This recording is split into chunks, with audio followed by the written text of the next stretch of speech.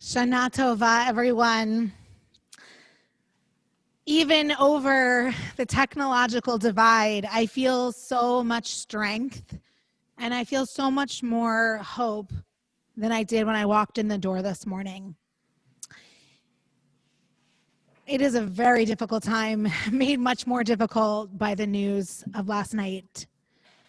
But I know that Ruth Bader Ginsburg also was a practicing Jew, belonged to a synagogue of a friend of mine, and that she would be eating apples and honey, and she would want us to celebrate and to gather our strength and to be in community so that we will have the energy and the resolve to continue our fight forward after the holiday.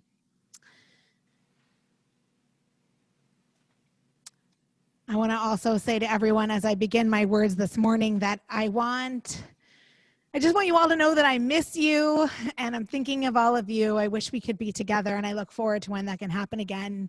And I want to welcome everyone who's here because of the technology, because the technology made that possible. I'm so glad that you could be with us this morning in our Zoom room. So I want to begin my words this morning with a little bit of a truth-telling moment. In this past year, I let my kids watch TV or play video games for hours, no days on end. I ignored my work at moments when my kids needed me. I ignored my kids at moments when my work needed me. I did not reach out for help from friends nearly as much as I needed. I yelled at or picked fights with my partner at a significantly higher frequency than I normally do. I did not engage in nearly enough self-care as my body and my soul craved. Lest you think I have forgotten that it is Rosh Hashanah and not Yom Kippur, I share these things not because I am confessing my sins to you. Rather, I am sharing them as some of the things that I am offering myself compassion for over these days of awe. Today is Yom Hadin, the day of judgment. According to the Mishnah, the Jewish code of law, Rosh Hashanah is the day when all of humanity passes before God for judgment. In the words of Una Tanatokef that we just heard, on Rosh Hashanah it is written and on Yom Kippur it is sealed. Now, even if we do not subscribe to the theology of divine judgment, the theme remains central to our contemporary observance. We engage in chashbon hanefesh, an accounting of our souls and our actions. And as the inauguration of the 10 days of Teshuvah, the 10 days of repentance, Rosh Hashanah invites a critical eye and self-judgment as we consider the ways in which we have missed the mark and the ways we can do better. Yet according to Jewish tradition, Rosh Hashanah is in essence a day of rachamim, a day of compassion. There is a midrash, a rabbinic teaching that says, on Rosh Hashanah, when the Holy Blessed One ascends to the throne of judgment, God ascends for judgment. When God goes to sit on that throne, God ascends in judgment. But once the people of Israel take out their shofarot and they blow them, what does God do? God rises from the seat of judgment and sits on the seat of compassion. God is filled with compassion for the people and transforms the quality of justice into the quality of compassion. What a remarkable teaching. As Reconstructionists and or modern Jews, we likely do not believe in a God that literally sits on a throne of judgment. But we look to our text of our tradition as a mirror for us and as instructions for our lives. And this text is teaching us what our seat, what our vantage point should be on Yom Hadin. Self-judgment is necessary. It may be necessary, but it is neither helpful nor productive to dwell there forever, to criticize or beat ourselves up. Bringing compassion to our imperfect and painful places, our mistakes and wrongdoings is equally, if not more important. And as the Midrash states, it is our actions that determine this shift. The power to choose between judgment and compassion is in our hands. Now, while self-compassion is important on any Rosh Hashanah, it feels critical to our mental and spiritual health as we enter this year of 5781. We are in the middle of a global pandemic. The middle. Our lives have been upended and disrupted. Some of us more than others for sure, but all of us to one extent or another. Our relationships have been strained either because we're not able to see the people that we love or because we're seeing the people that we love with way too much frequency. The pandemic is a setup for failure because we can't do the things we normally want to do that make us feel productive, and we are on edge and exhausted. And we are living through unprecedented times of anxiety as we watch the manifestations of climate change, worry about the future of our country, which in the last 24 hours became even more of a worry than it was before, and we didn't think it could go much higher. And we see the rise of anti-Semitism, and we watch and see, and some of us experience the horrors of racism. Meanwhile, each of us carries the burden we bear under the best of times. How could anyone possibly be their best selves under these circumstances? In times such as these, moving from self-judgment to self-compassion isn't just a nice idea, it's a spiritual necessity. It will help us meet the moment and help us thrive under these incredibly difficult circumstances. Now, we don't become masters of self-compassion overnight. Like anything else, we have to work at it. We have to build our self-compassion muscles. To that end, today I'm going to speak about two principles rooted in Jewish texts to help us grow our self-compassion. The first is letting go of perfectionism. It's even hard to say, letting go of perfectionism. The second is loving ourselves as we love our neighbors. The first, letting go of perfectionism. I recently learned a beautiful teaching from my colleague, Rabbi Stephanie Colin. She showed me a midrash that I'd never seen before, a midrash that talks about Moses' insecurities when he wants to build, or he is told to build, the tabernacle, the Mishkan. Moses was so daunted by this idea that he went to God and said, God, how can I possibly construct the tabernacle? I am only human. I can't make it perfect like you could or your ministering angels could. And God said to Moses, well, I have celestial materials above, but you don't need to use those materials. If you build the Mishkan with the materials you have, I will come and I will dwell there. This fictional conversation between God and Moses offers a remarkable teaching for us, especially for those who bend towards perfectionism. Do not judge yourself by a godly standard, something that is unattainable to reach. Use what you have, your talents, your resources.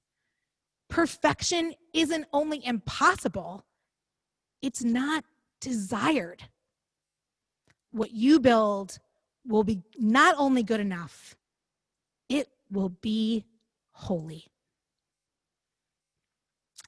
This is Torah that speaks right to my soul as I tend toward perfectionism in nearly every area of my life. And while perfectionism can help me write that fantastic sermon or push me to take on new projects, I have to say it has a shadow side. It often stops me from feeling true joy and satisfaction.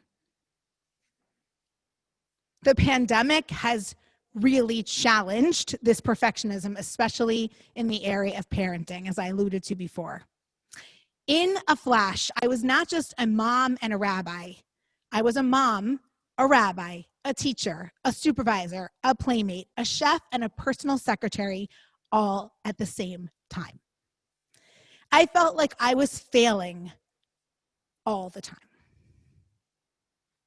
In March and April, I felt terrible about the amount of screen time my kids were watching and just the total mess of it all.